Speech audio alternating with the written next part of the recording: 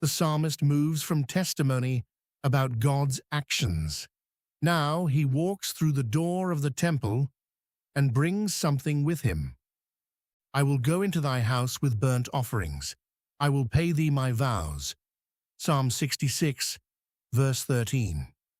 The psalmist does not drift toward the temple.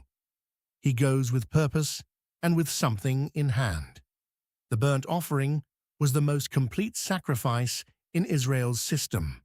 The entire animal was consumed on the altar, nothing held back, nothing reserved for the offerer to take home.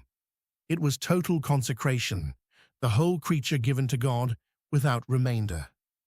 The vows mentioned here were made during the affliction described in the previous verses. When God brought his people into the net, when enemies rode over their heads, when fire and water pressed from every side, the psalmist made promises before God. Now God has brought them out into a wealthy place, and the psalmist does not forget what he promised. The word pay carries the weight of obligation fulfilled. This is not spontaneous generosity. This is a man honoring his word before God, which is itself an act of worship. Ecclesiastes 5, verses 4 to 5, warns that when a man makes a vow to God, he must not delay paying it, for God has no pleasure in fools. The psalmist is no fool.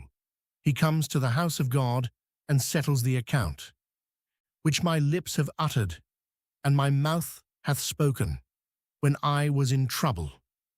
Psalm 66, verse 14. The psalmist identifies the origin of his vows. His lips uttered them, and his mouth spoke them. These were not silent thoughts or general intentions. They were spoken words addressed to God during a specific season of trouble. The words went out from his mouth and reached God's ears, and now they bind him to return. This verse carries serious significance for anyone who has ever prayed desperate prayers. Words spoken to God in crisis do not expire when the crisis ends. The psalmist does not treat his vow as something that made sense in the dark, but can be set aside in the light. He traces the words back to their origin and honors them in the place where God dwells. Hannah did the same. She vowed to give her son to God if God opened her womb. Hannah did not renegotiate when the child arrived. She paid what her lips had spoken. I will offer unto thee burnt sacrifices of fatlings with the incense of rams. I will offer bullocks with goats. Selah. Psalm 66, verse 15. The psalmist now specifies what he brings. Fatlings are animals raised to full, healthy weight, the best available, not the thin or the weak or the leftovers.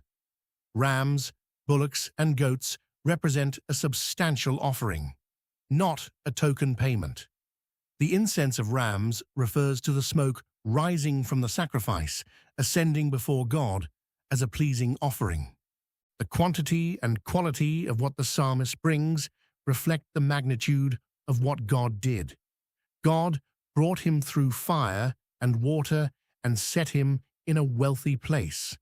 The response is not a single small offering slipped onto the altar.